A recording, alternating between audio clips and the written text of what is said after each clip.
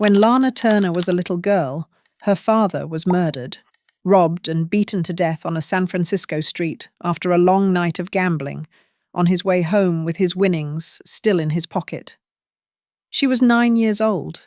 The killing was never solved, and no one was ever punished for it. When Lana Turner was a grown woman and a movie star, a man was stabbed to death in her home. The one who held the knife was her 14-year-old daughter. 2 violent deaths, a generation apart, one at the very start of her life, one at the center of it. That is the shape of this story, and it is not a shape anyone would ever choose. It is as if the same dark thing that took her father came back, 30 years later, and made her watch it happen to her child. Lana Turner. MGM's Sweater Girl, one of the most photographed faces of the 1940s and 50s, married 8 times in search of something none of it ever gave her. But almost nobody talks about what actually happened inside that family. One husband, her daughter would later write, abused her as a child, in secret, under the same roof as her famous mother.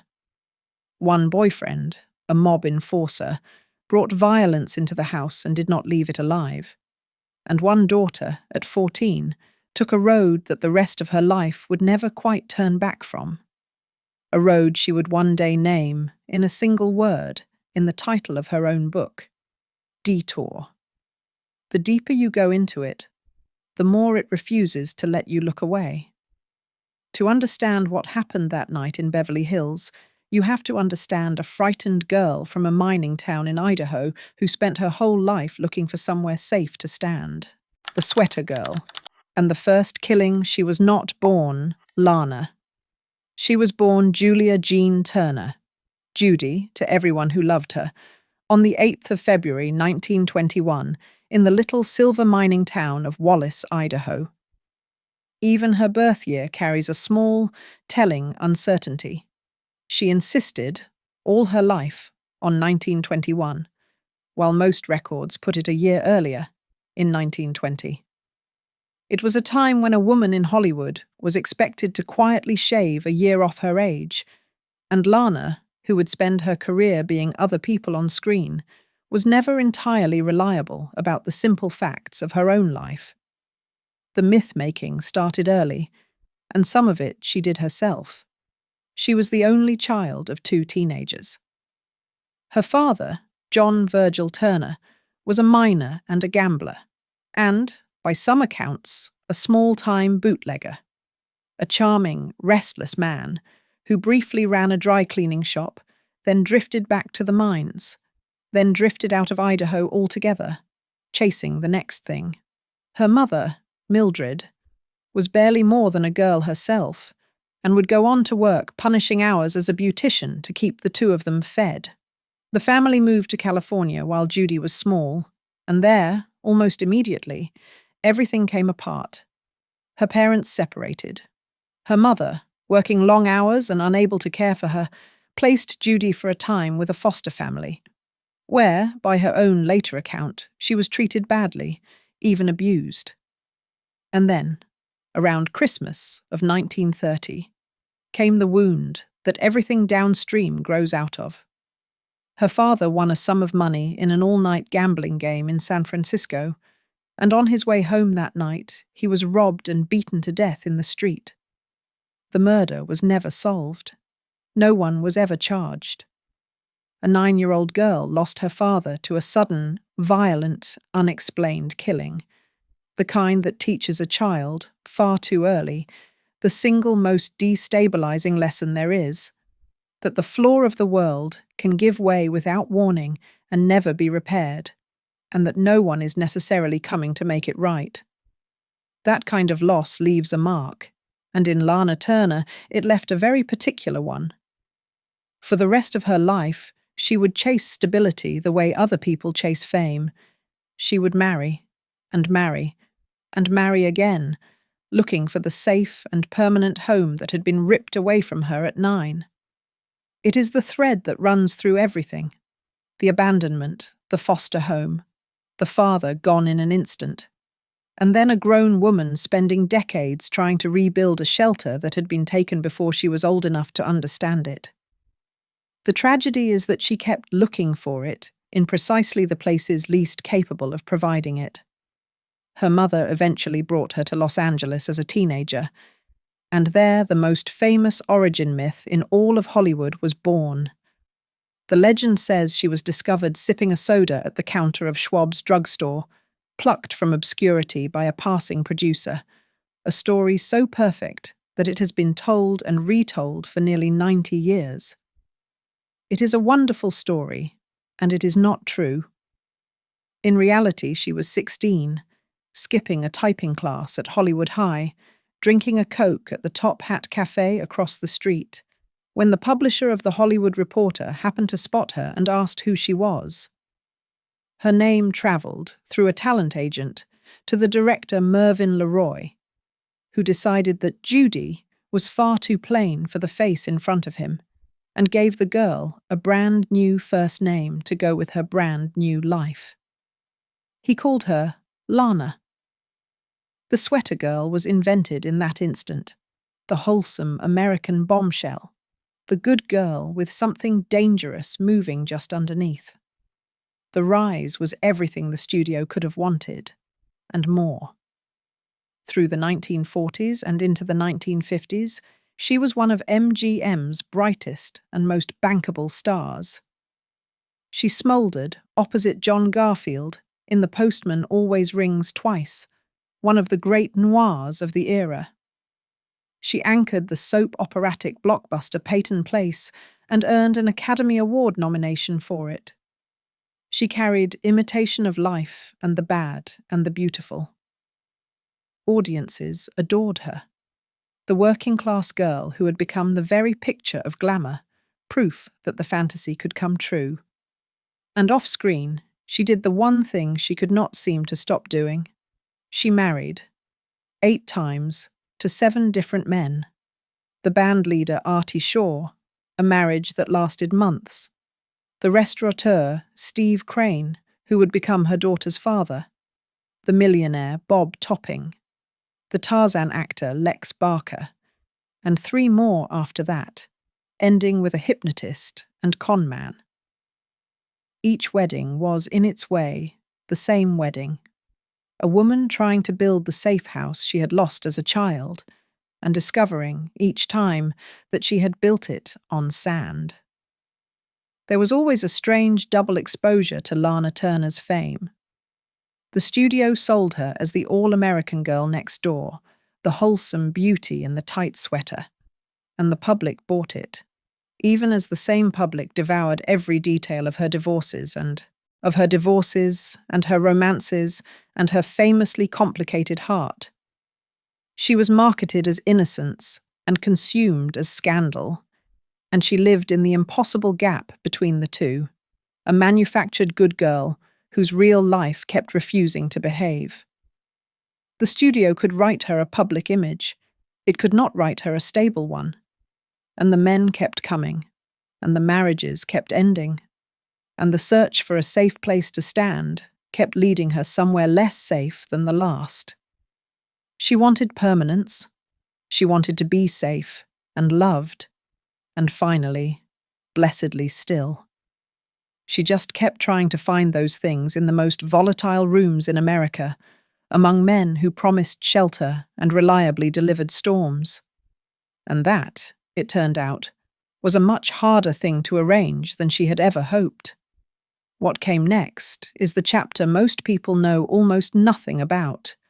Not the killing everyone half remembers, but the years of private danger that led up to it.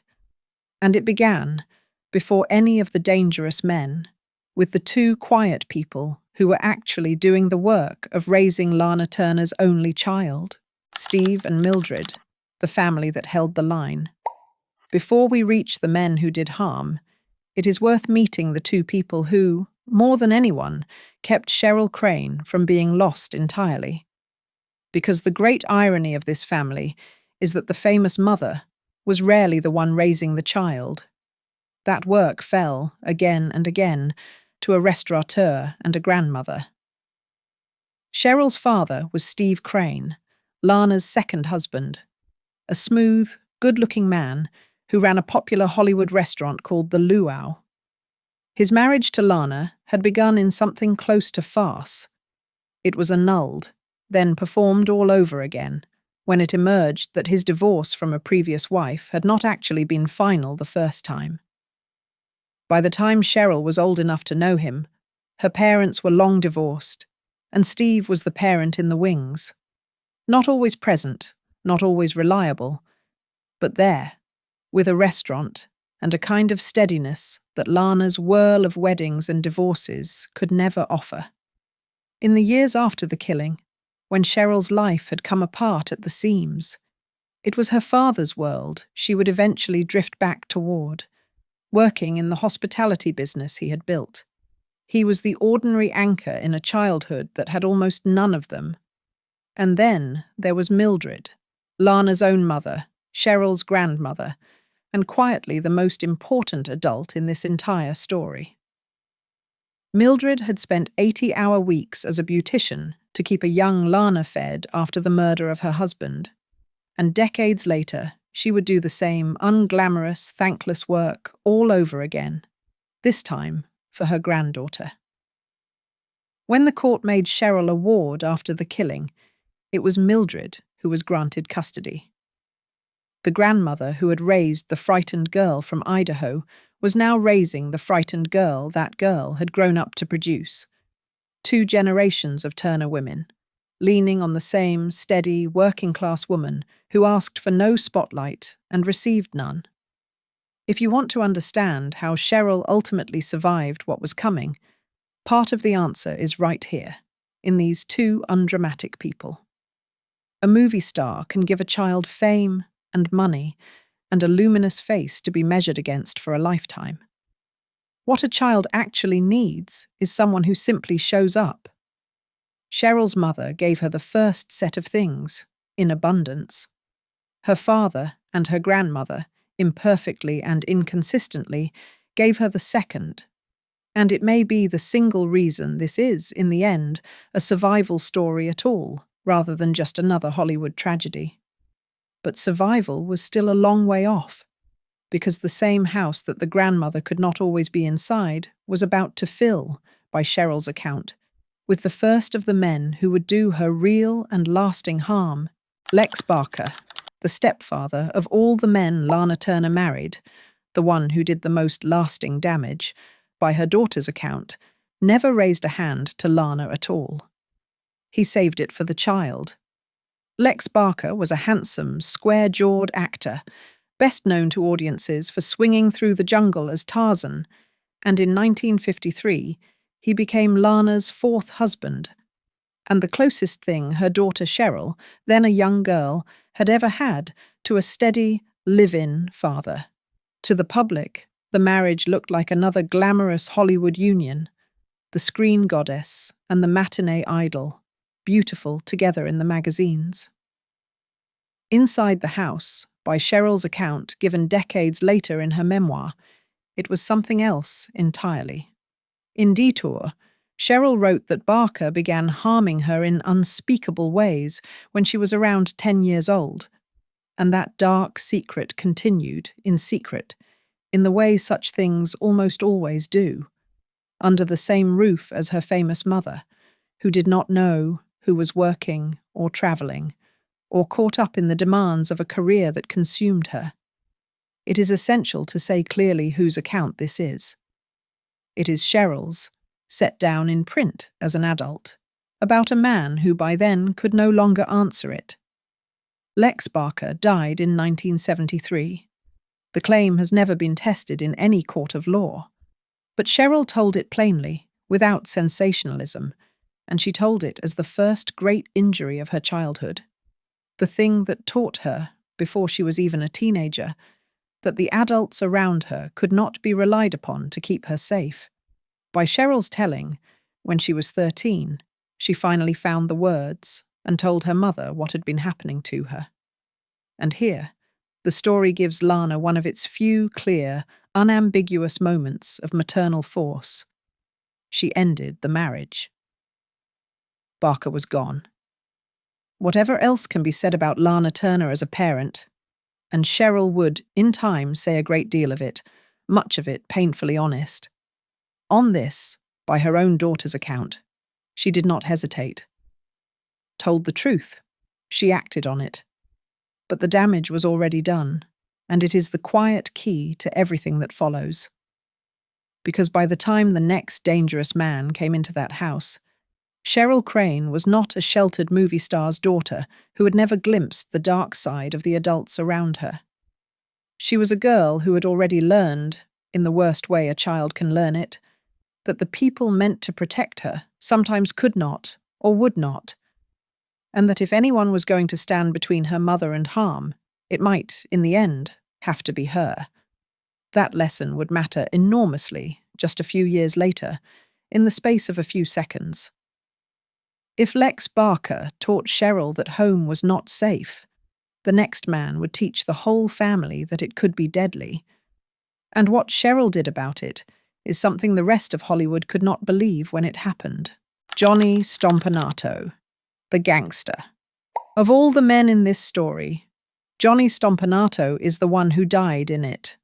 And, in the end, the one the public proved most willing to be glad was gone. He was an ex-Marine from Woodstock, Illinois, the son of a barber who had drifted after the war into the orbit of the West Coast underworld and become a bodyguard and enforcer for the Los Angeles crime boss Mickey Cohen. He was handsome in a slick, dangerous way, with expensive tastes and no real means of his own, and he had a practiced habit of attaching himself to wealthy women. He had already been married to an actress before. In the mid-1950s, he set his sights on Lana Turner, and what followed was, by the account in the record and in both women's later testimony, an abusive relationship. Possessive, controlling, and steadily escalating toward violence. He concealed who he really was at first, as such men do. The charm comes first, the menace comes later, once leaving has been made to feel impossible. By the time Lana understood what she had let into her life, she was, by every account, frightened of him. He was jealous of her co-stars, her work, her schedule, her every hour out of his sight. He followed her. There were, by the accounts, beatings. When she travelled to England to make a film, he turned up uninvited and, by the well-documented story, threatened her violently enough on the production that he had to be removed and effectively run out of the country. She tried more than once to end it, and each attempt seemed only to raise the danger rather than lower it, which is the terrible internal logic of these relationships, the thing that makes them so hard to leave from the inside and so easy from the outside, to ask why she simply didn't. There is a particular trap in being a famous woman afraid of the man in her own house. Lana Turner was, on paper, one of the most powerful women in entertainment.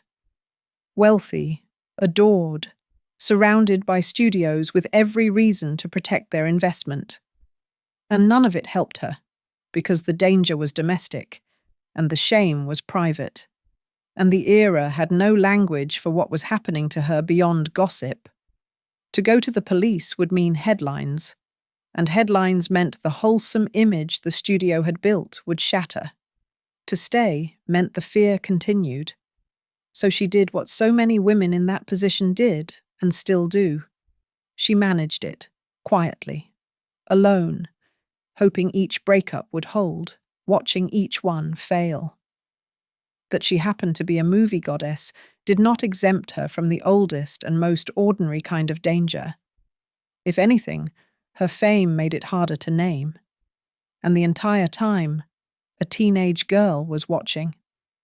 Cheryl saw her mother, the same woman who had finally thrown Lex Barker out of the house, being slowly worn down all over again, made small and afraid in her own home, all over again. Cheryl had grown up among her mother's husbands and knew the rhythms of the house when a marriage was souring. But this was different, and she knew it was different. This was not a disappointing stepfather. This was a man with a gun and a mob boss standing behind him, a temper that filled the rooms, and no intention of being left. By the spring of 1958, Lana was trying, once again, to break free of him. Stompanato did not intend to allow it. And on the evening of the 4th of April, Good Friday, the long, escalating fear that had been building inside that house finally broke, all at once, in a single upstairs room, in a matter of seconds. What had been curdling for a long time was about to surface, and the person it fell to was the last person in the world anyone would have chosen. Cheryl, the daughter who took the detour of everyone in this story. Cheryl Crane is the one who has had to live with it the longest. And, unlike nearly everyone else the channel covers, she is living with it still. She was born in 1944, the only child of Lana Turner and Lana's second husband, the handsome restaurateur Steve Crane. Even her beginning carried scandal. The marriage was briefly annulled when it came to light that Crane's divorce from a previous wife had not been final when he wed Lana, so that Cheryl arrived, technically, into a marriage that had to be performed twice. Her childhood, from there, was the opposite of stable. She was shuttled among households, her movie star mother, often away on a picture or between marriages, her father, with his Hollywood restaurant, and her grandmother, Mildred, Lana's own mother, who quietly became the one steady adult in a childhood that had very few of them. In a real sense, Cheryl was raised by the staff and the wardrobe people, and that grandmother. She belonged to one of the most famous women in the world, and she rarely got to have her. And she carried, by her own later account, the secret of Lex Barker's abuse through those years, telling no one until she was 13, then watching the relief of his departure curdle into a new and sharper fear as Johnny Stompanato moved into her mother's life. If you are looking for the engine of what happened on Good Friday, it is here, in a 14-year-old who had already learned that the adults could not keep her safe, and had quietly, privately concluded that keeping her mother safe might be a job that had fallen to her. What exactly happened that night?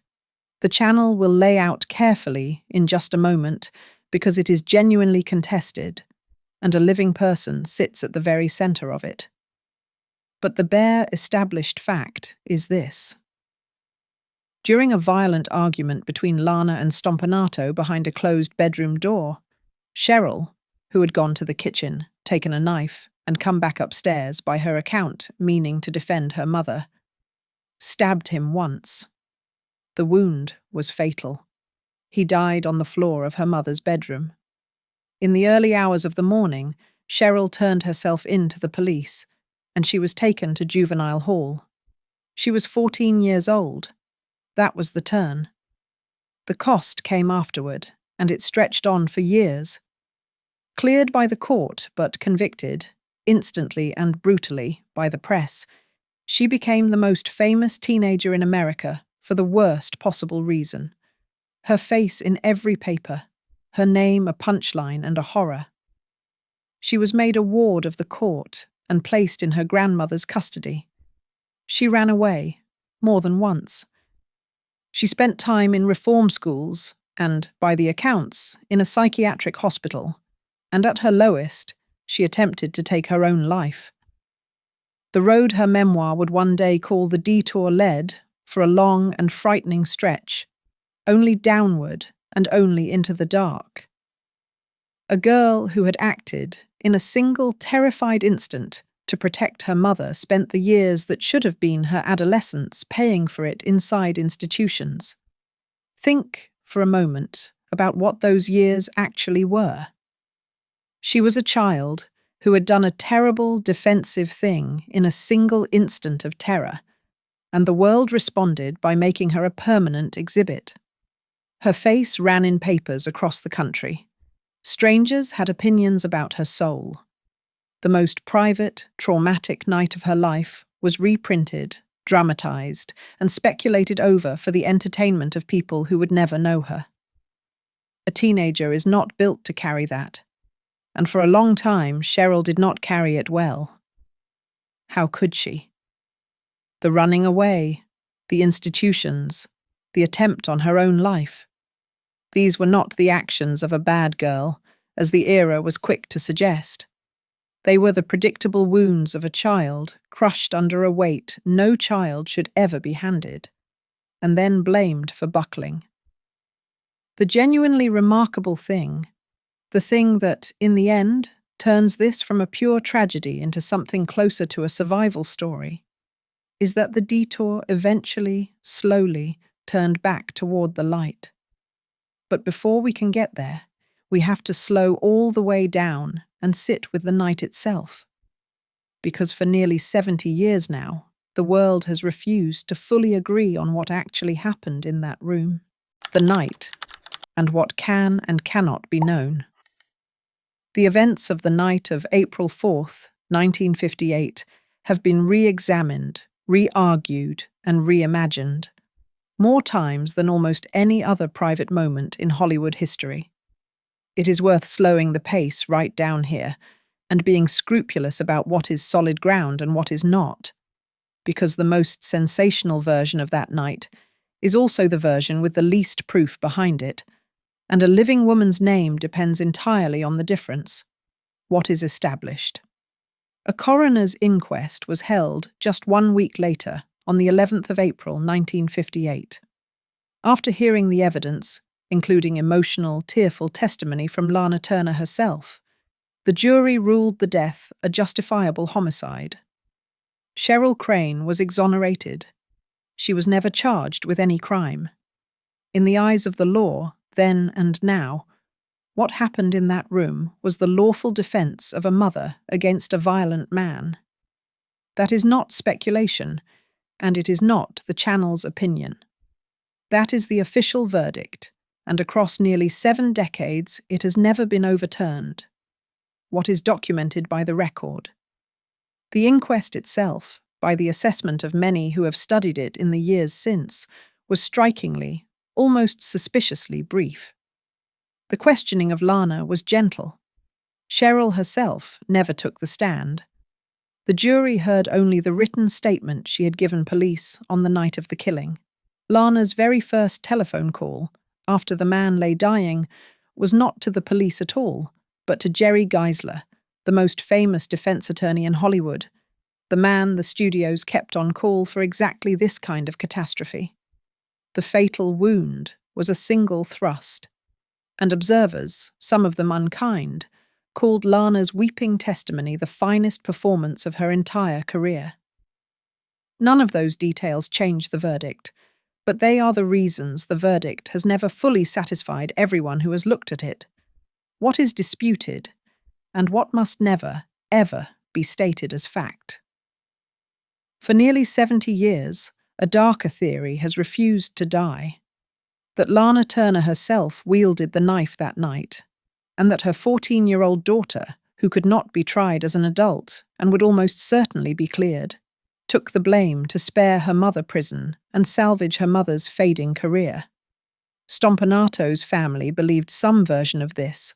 His son filed a civil suit advancing the accusation, which was reportedly settled out of court.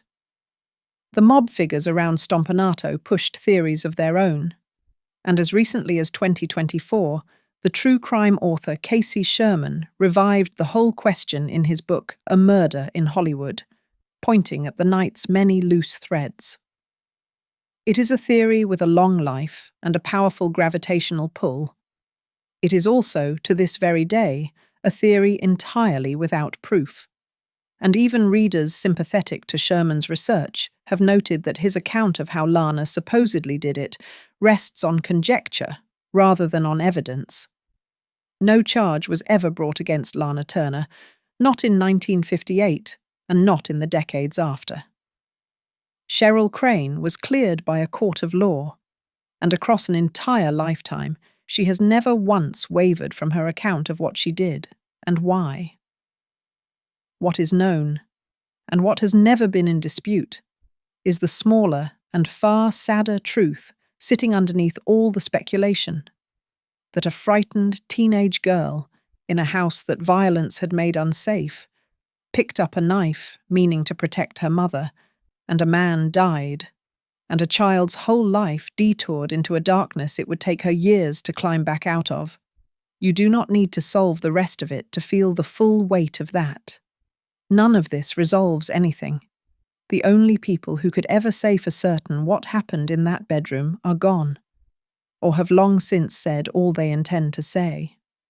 The full truth of that night may never be established to any standard that would satisfy everyone who has wondered about it. And a story this old, with a living person at its very heart, is one that the honest telling leaves exactly where the law left it, and goes no further. The reckoning, and the long road back. For a long time after that night, this looked like a story with nothing in it but victims. A man dead on a bedroom floor. A career singed by scandal. A mother and a daughter bound together for the rest of their lives by the worst thing that had ever happened to either of them. The immediate aftermath was its own kind of cruelty. Mickey Cohen, the mob boss whose enforcer had just died, took his revenge not with violence, but with paper. He released Lana's private love letters to Stompanato to the press, and the country read the intimate words of a frightened, infatuated woman splashed across the newspapers, picked over for entertainment. It should have ended her. By the cold logic of the studio era, a scandal like this, the gangster lover, the dead body, the teenage daughter, the leaked letters, was a career-ending event.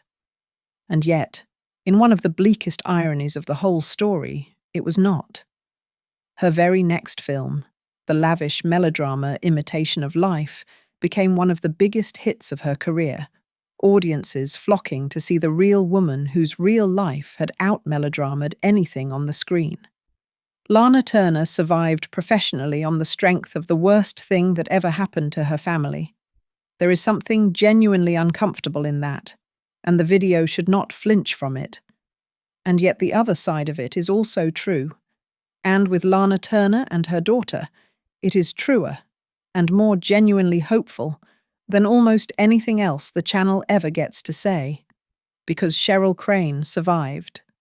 After the reform schools and the hospital, and the long years when the detour seemed to lead nowhere good at all, she slowly, stubbornly, built herself a life, a real one, a quiet one, far away from the cameras that had once made her infamous before she was old enough to drive. She worked for a time in her father's hospitality business. She fell in love with a woman she met at a party, and the two of them moved to Hawaii and later back to California, and made a long life together and a successful career in real estate.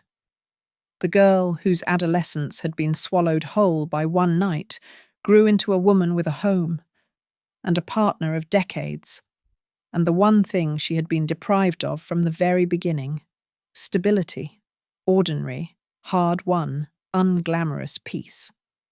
For someone handed what Cheryl was handed at 14, that is not a small thing.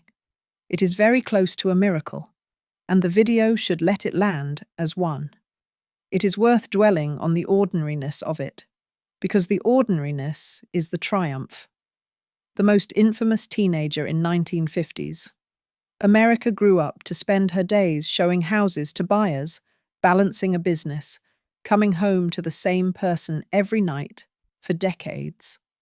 After a girlhood defined by a movie star's chaos and a courtroom's spectacle, she built exactly the thing her mother had chased through 8 marriages and never quite caught: a steady home with a steady partner that lasted.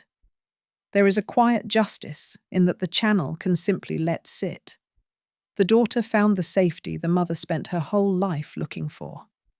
And the bond at the center of all of it, the one everyone assumed the killing must surely have destroyed, held.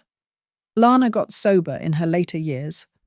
Mother and daughter, who had every reason in the world to break apart and stay broken, did not.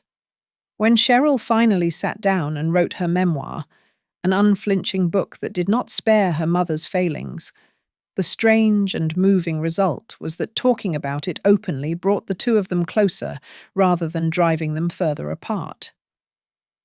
Cheryl would say that their bond had been stretched nearly to the breaking point over the years, but that it never actually broke. And between the two of them, they had a private name for the thing that had defined them both in the eyes of the whole world. They called it the paragraph. Because no matter what either of them ever did afterward, no matter the films or the marriages or the decades that passed, every single article ever written about either of them always circled back, sooner or later, to that one paragraph, about that one night.